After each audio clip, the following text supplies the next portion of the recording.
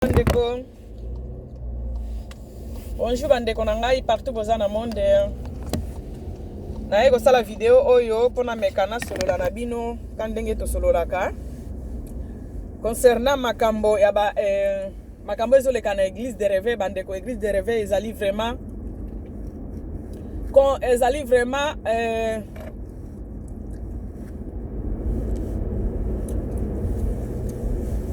ezali vraiment na kati ya pasi oyo il faut biso so to prier pour nango. Satan vraiment atelemi pona église na biso ya réveil, atelemi vraiment. Bato bazo kufa epai, bato bazo sala makambo oyo vraiment muto oki kondima te. Ba pasteur na ba chantre bazo sala makambo oyo même ba pagani bayoka soni pona osala ngo. Ba mort liwa donc vraiment église de réveil ezali combattu eza blague te bandeko. Il faut vraiment to banda to prier makasi parce que église la biso de réveil ezali vraiment combattu bandeko. Église de réveil ezali vraiment combattu to prier pour na bandeko na biso oyo babimisa mitu côté kuna. Na pesi mes condoléances na famille ya mwasi ya papa Moloto akufaki na 2013 tala 7 ans après okutuna no 7 ans parce que zaki na août 2013 donc moins de 6 ans et demi tala likambo susu eko kwela biso mwasi ya papa na biso Moloto biso nyoso to linga to lelaki makasi mwasi na ya eko kufa trop jeune quand ndenge ya mobile na kufaki soki na 54 ans. Elle je ne pense pas qu'elle a même 50 ans. Aussi, elle a 50 ans, c'est dans les début 50.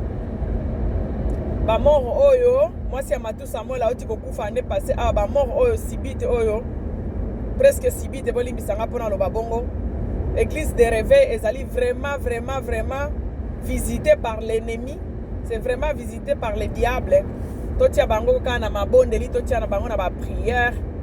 Parce que eza facilité bandeko, eza facilité.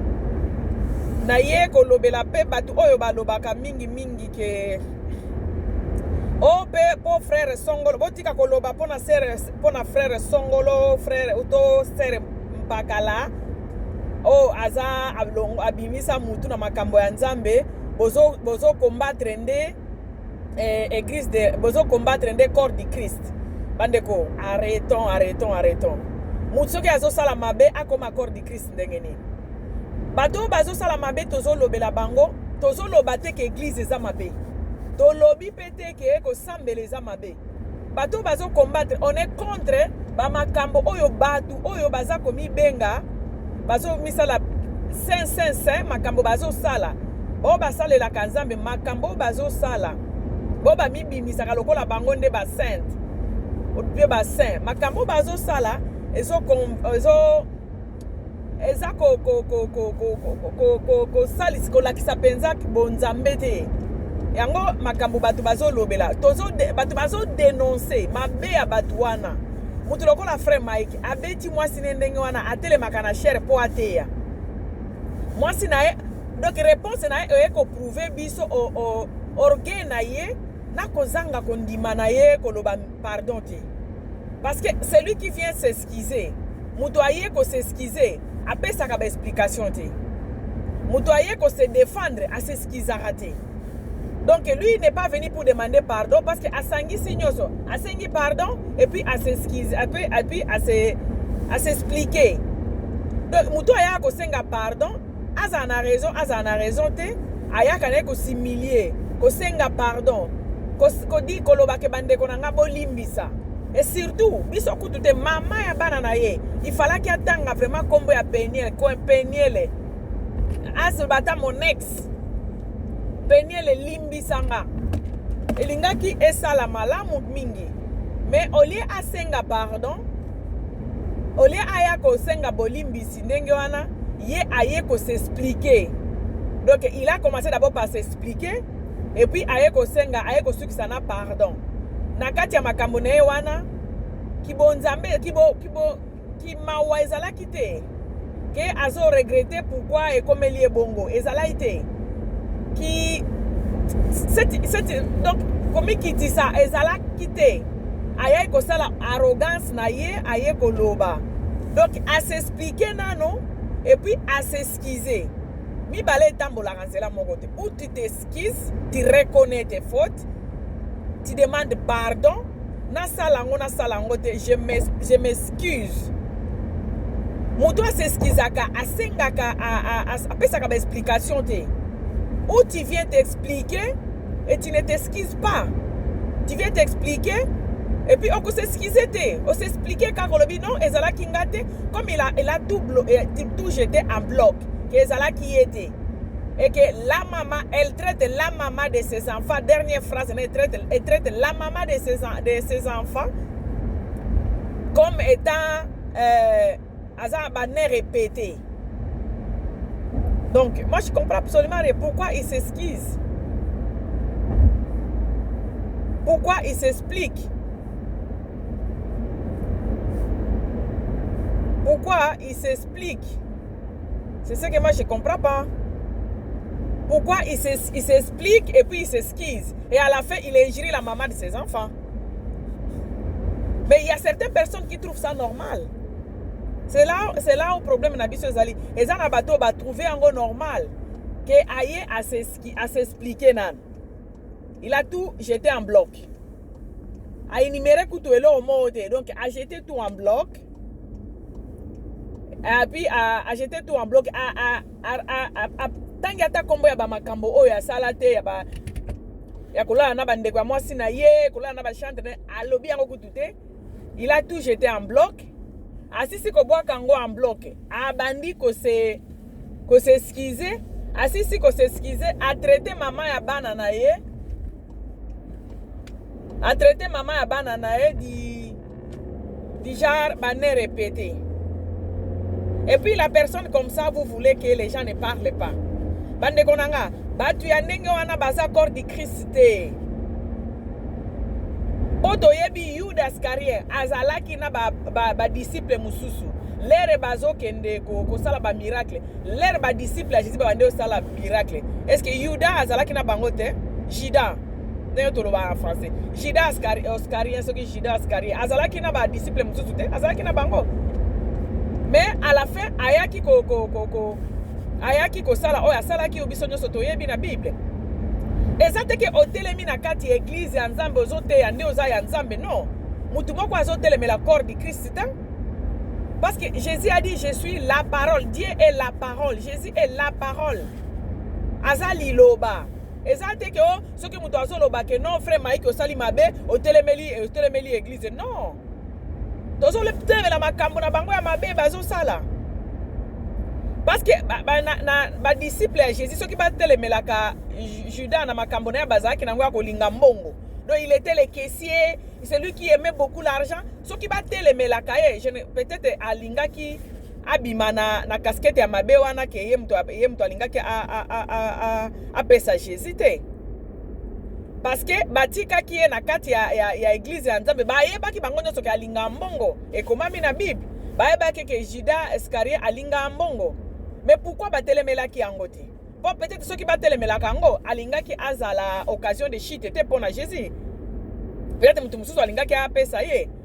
Mais biloko ya kotika bomoni mabe me bozipi yango pourquoi parce que boko boma église non mutu aso boma église azata batu o ba pagano bo se kabiso non batu ba yebi ke tozolo bande frère Mike tolo ba frère Mike asali boye Mike aza corps du Christ. Il faut toye bango que frère Mike Kalambai aza corps du Christ. Aza na kati église Nzambe moko alobi Jésus moko alobi na kati ya Bible komami bambuma ya malamu na ya mabe ekozala esika moko. Mais batu bakoyeba o ezambuma ya malamu o ezambuma ya mabe. Donc bango baza bambuma ya mabe il faut te dénoncer bango. Lero ozobeta mwasi na yo eke ozobeta mwasi na yo eke opreshaka liloba Nzambe batu baloba te parce que oza we bilo boyebi ki we ezali nini. Kiweza li mutu atambolaka na kobanga Nzambe kiweza li mutu oyo liloba Nzambe nde ezali bilei na ye. Di fait kutu ya kobina kana mwana ne miziko bango babengaka déjà ya mokili. Moi si ne a publier yango parce que moi si amona ke ba vivaka ki mokili na kati ya ndako a publier na ya kanisa pour se pesa mwana na ye ba betelier yango. Mobala asilike liye po nango. Bato bango bolingi ba dénoncer bango te. Bande ko na ingi video pesa na sali yango pona ko ya ko informer bato ke ko dénoncer frère Mike Kalambai ezate ke muto azo dénoncer église. Tozo soki bo moni bato babandi ko pasola ba Bible wane komi eloko mususu. Ko dénoncer muto azo sala mabe e komi o ba pagano bazo seka biso bozo kata sonité ba pagano bazo seka biso bozo nini corps du Christ bozo détruire corps du Christ non Mike Kalambai aza corps du Christ Moïse Mbuya aza corps du Christ tozo dénoncer bango na mabe bazo sala bango bazo mi bomba derrière mikambo ya Nzambe. Il faut pas bongo la mité ma ba se repentir pour ceux qui ozo sala mabe ba ebisa ka eloko te bato wana balingi yo te muto asala ka mabe ba pesa ka conseil po lobby azongela ngote. Donc il faut vraiment qu'on frapper bango, il faut vraiment qu'on yebisa bango ke ba yeba ke makambo bazo sala bango ba mi monaka très intelligent très malin ba osama makambo na bango bato ba yebite. Non, il faut les montrer que bato ba yebi qui c'est que Nzambe muto apesi mwana mwasi wana Peniel force. Parce que c'est pas facile avec bato wana na mboka na biso wana. C'est pas facile ba benga makaba déjà ba ouais ce qui ba biloko nini wana. C'est pas facile moi une jeune fille moins de 30 ans à se permettre ko fungola munoko na ya banda oloba. C'est pas facile. Peut-être Nzambe muto apesi force wana. Peut-être Nzambe muto apesi force wana pona ko bimisa frère Mike pour que frère Mike a changé. Aksa ila Nzambe na solo. Likambo oyo ya koboma corps du Christ ezo sepelisanga te muto oboma corps du Christ azate Peniel abomi corps du Christ te biso batu tozo sala ba video to bomi corps du Christ te ye mutu azomi bomba na se na corps du Christ azaya Christ te yende azoboma corps du Christ po bato ba l'air kofi alobaka ngu ya 7 ans Peniel azalaka nano abala ete l'air kofi alobai ke soki frère Mike akoti na lola ngape na okota seke ngape na okota est-ce que Peniel était là? Peniel azalaki nano wana te misala na yende bande otina bato bazolo babongo. Alors il faut dénoncer misala wana pour que a changer azala Nzambe ya solo. Koboma corps du Christ c'est-à-dire koboma liloba. Soki bato bakomo loba ke liloba ya Nzambe oyo eza yango te ya pas un Dieu tout ça là to pasolo Bible. Lande tozo boma corps du Christ.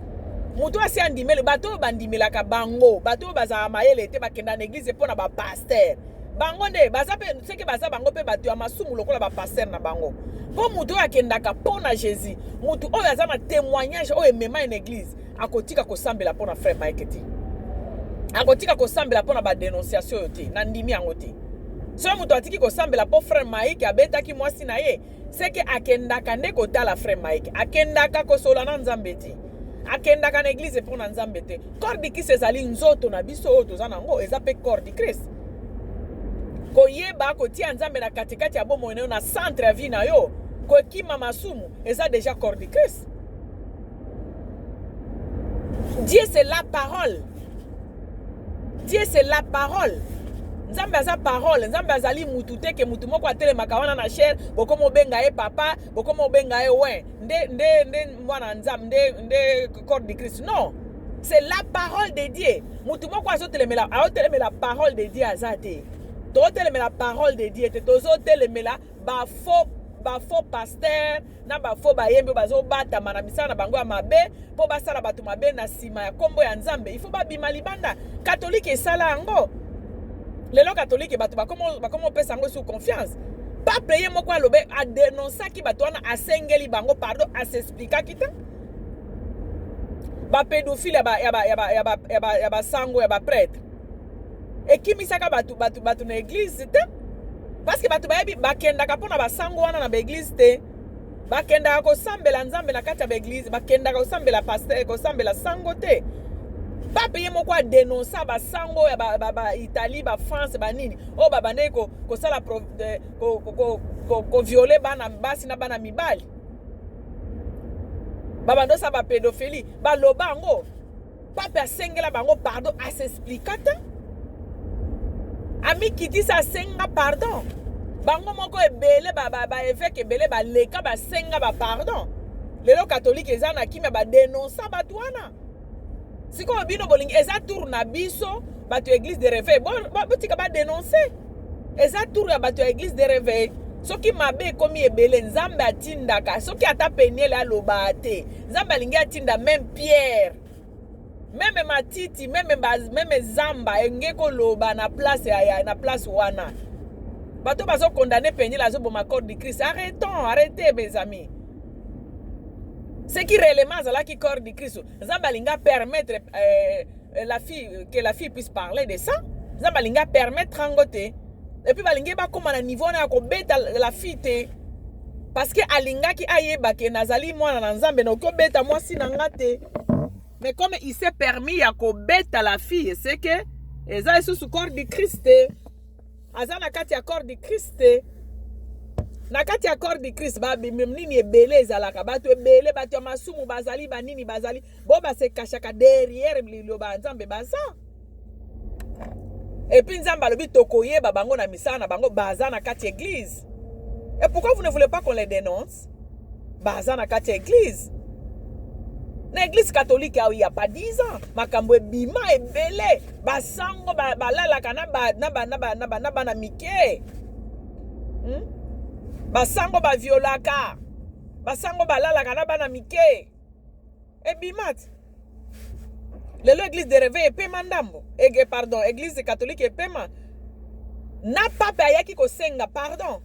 Pourquoi chez nous ezalaka ba we qu'on ne touche pas mais ouais. Bozo ko isande na landa papa moko na ba life kako ezo salema oyo na YouTube na biso azo loba surtout ba papa. A loba corps de Christ. Bozo bomande corps de Christ bozo ebate mutu oyo atiki nzambe pona frère Mike. Que frère Mike abeta ki mwasine c'est que ayeba ki eloko aki koluka na église te eza bato bakenda ko adorer ba pasteur bakenda po ba pasteur ba lala na bango basi wana nde bazo défendre depuis ba oloba ke bakokende susu ko sambela te parce que soki yo oyaki pa nzambe na te moi j'ai un témoignage bandeko etindaki na ye pa Jésus okoki ko bimisanga te po témoignage na ngeza wana eza parmi histoire ya vie nanga siko na otika Jésus ndeni ngana yaki nayaki vers Jésus par rapport à témoignage. Oh Jésus, on nzambe asale langa. Alors on a dit que nzambe pona frère Mike? Non. Mike asali masumu na il faut dénoncer parce que baza misala kaloko la bato basale la vraiment nzambe. Alors, ceux qui ba otambo na masumu, bano bazo lala ba otala bango lokwa ba modèle, ba ko changer ndeni. Ceux qui tozo dénoncer bango te. Alors il faut les dénoncer. Pour que batu ba yeba ke non makambo bazo saleza malamu te pour que bango moko pe ba changer. Donc dénoncer les gens na église eza mabete eza te ke onde bozo boma corps de Christ. Non mes amis. Non. Catholique ba dénonciation salamati pape ye moko asengela ba évêque ba pardon. Ba évêque ba fuka ba s'expliquer. Il y a seulement à l'écouter Zaki na carte, mais il n'y a pas de fumée sans feu. Ce qui quand moi fumer mon c'est qu'il y a quelque chose. Au lieu de venir t'expliquer, il fallait qu'il ça senga pardon. Ça laisse s'arrêter. Mais quelqu'un qui ne reconnaît même pas ma benaye. Bino bo lo baba tuba lo bate parce que bazo bo ma corps de Christ. Corps de Christ eza Mike Kalamba. Vous êtes malade ou quoi? Bolimbi sabandeko. Maladité ya ndenge ke ya nini. Ya réflexion wana. Bato bazo réfléchir bon est-ce que baza malade ou baza normal? Comment frère Mike okyo za la corps de Christ? Ye. Corps de Christ za yeta? Azana kati kuna biloko ebele ezali bato ya masumu bazali ba sataniste bazali. Ba yaka koluka ko bebisa bana nzambe bazo sambela na solo na kati ya corps de Christ. Soki oza prudente, soki oyebi eloko etinda ki oluka nzambe te, okokende na bango. Bango bayaka bakotaka na bigise po ba ko détruire. Na pesa ibino exemple moko kaka, disciple ya Jésus. Ya pesa kaya ateka kaya azaka na kati ya corps de Christ te. Azalaka life na Christ ngo. Alors batu abongo il faut qu'on dénonce bango, c'est tout. Regarde son ami, to lo banane, mon camarade nae ayeba ke peni la lobi makambo ko lobeza nano ebele. Moïse mbi se permet na chair au place ba loba kaka li loba nzambe. Abandi pe ko s'expliquer, abandi ko lela bato avance.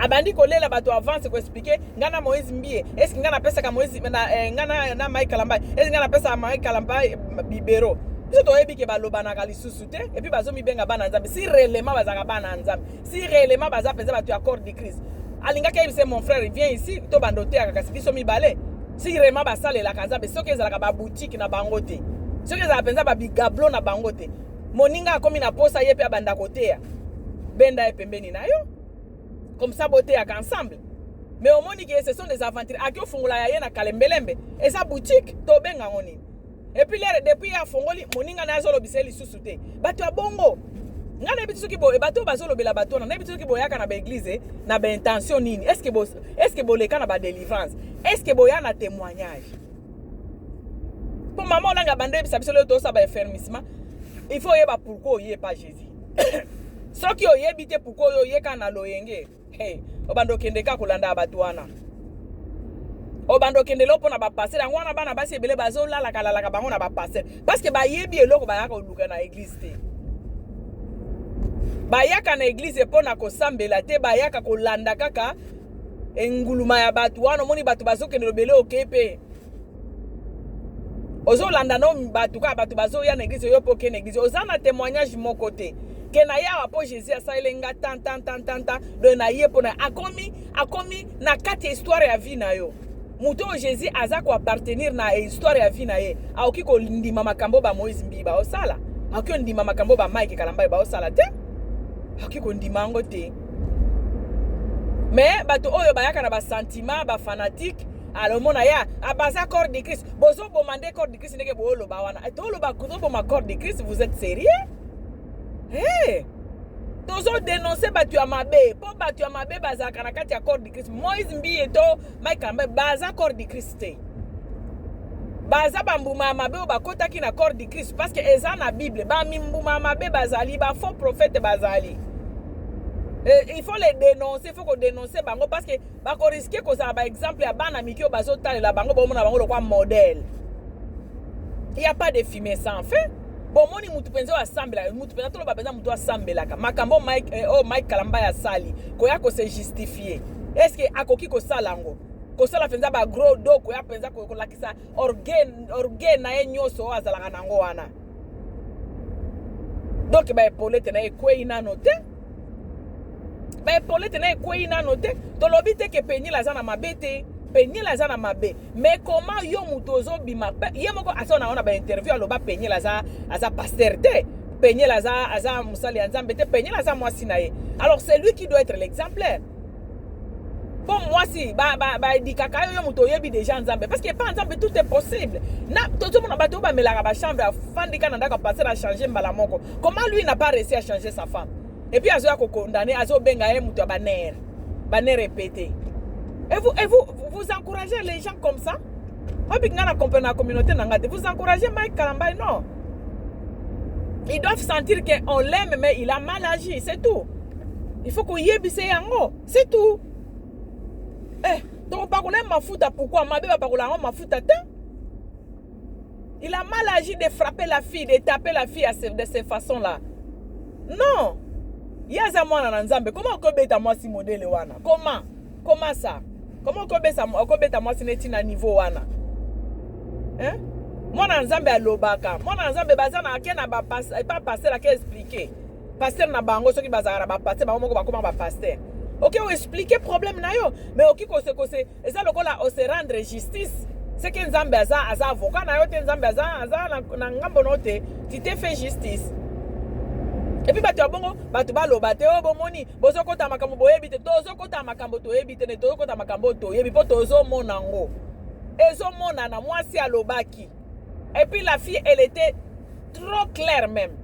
Et puis elle citait les noms abando tanga na bakombo. Et où melite petit frère Mike aleki aye ko confirmer makambo mwasi na alobaki. Lui-même il vient montrer son arrogance là-bas.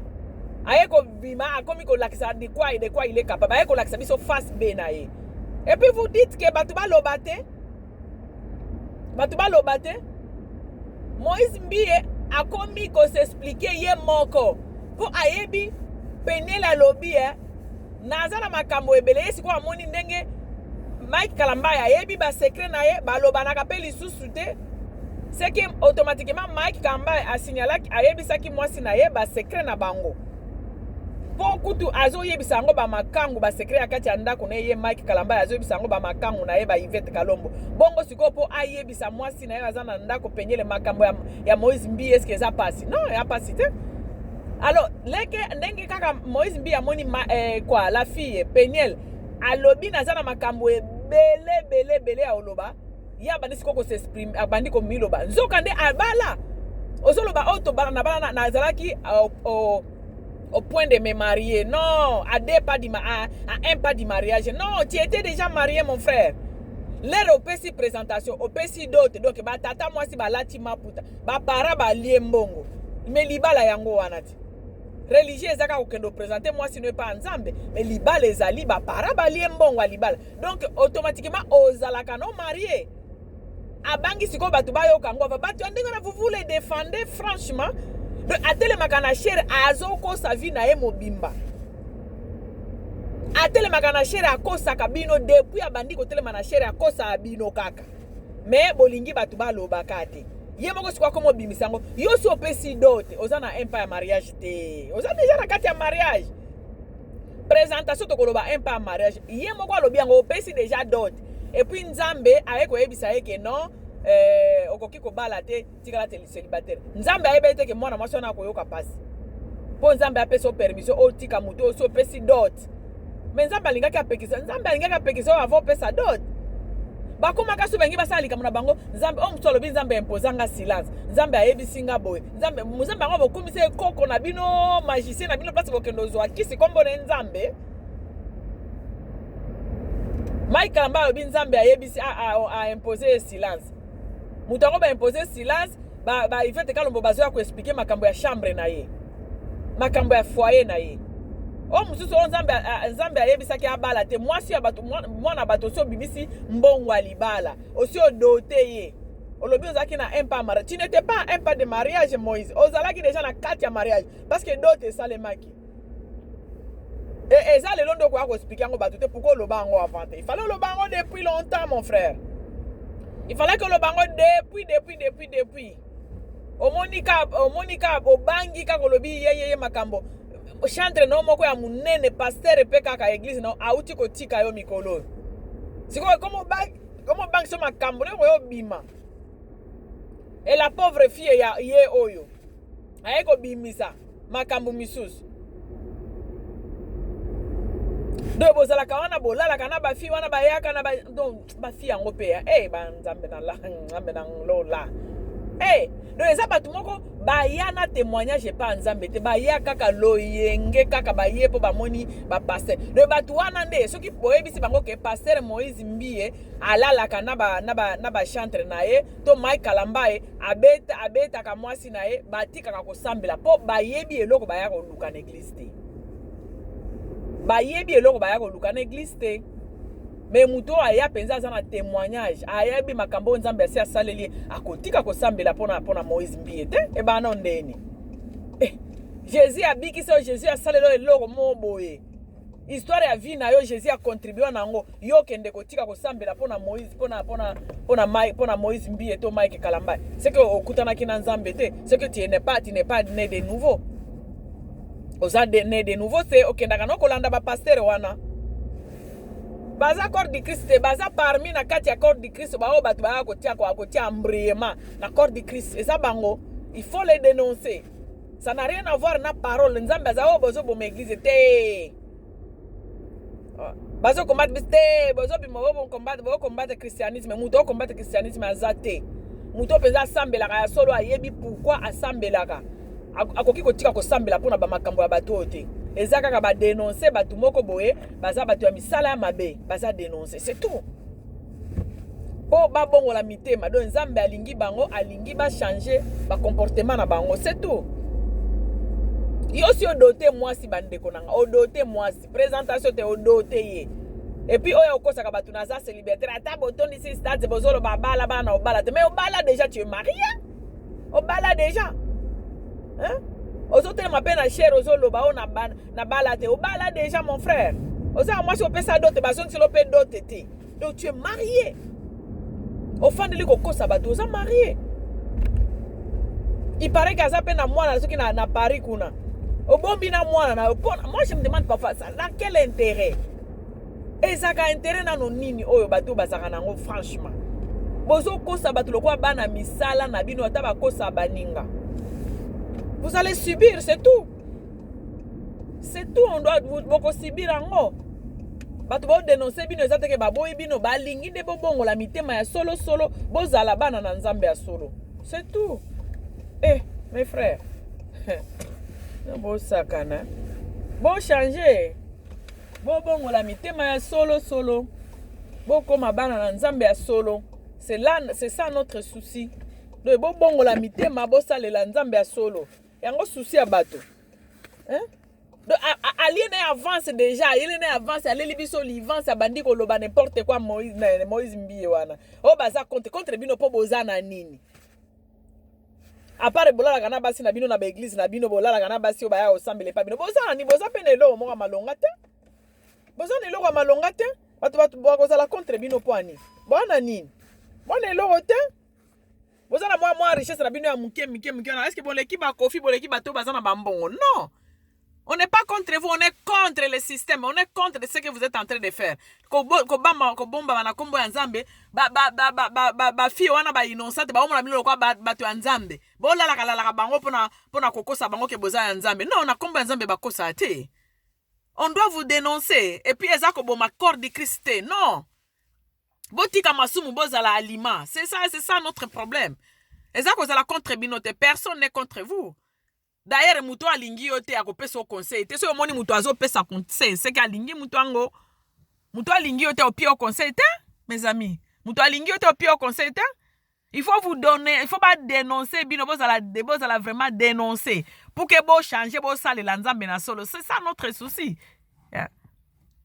Boza accord di Christ, bo accord di Christ, muto bo accord di Christ azate, muto atiki ko sambela pona frère Mike to pro Moïse Mbiye, c'est que ayeba ke loko ayeko zo pa nzambe te. C'est que ayaki pona ayaki pa nzambe pona sambela te. Ayaki kaka na nguluta ya bato aye na ye. Mutu penza ayaki penza ko sambela nzambe ya solo. Non. Azana histoire nzambe azo participer na histoire ya vie na ye. Auti ko sambela pona buzoba ya Mike te. Non. Bon, mabena bango ifo ebima libanda, mabena bango wana ifo ebima libanda. Puke ba bongo la mitema ba sela nzambe bien catholique lelo komo tambola na lignée. Pourquoi? Parce que ba dénoncer qui, ba s'expliquer qui peut te yo mona place neni bishop moko to sango moko ayake ba no expliquer non la kana yete te, ba senga ki pardon, ba mikitisa ki ba sengi pardon, ba révoquer il fallait ba révoquer. Et puis c'est fini. Lelo ba to ba komo ke na catholique c'est calme. Pourquoi bino bolinge pa bino ba ça tourne bino nzambe asalaka nzambe azalaka nini oyo aza roulage soki apesi gauche apesi droite donc eza côté na bino bo baby si il faut bazong sa bino na lignée c'est tout y a rien à discuter là-bas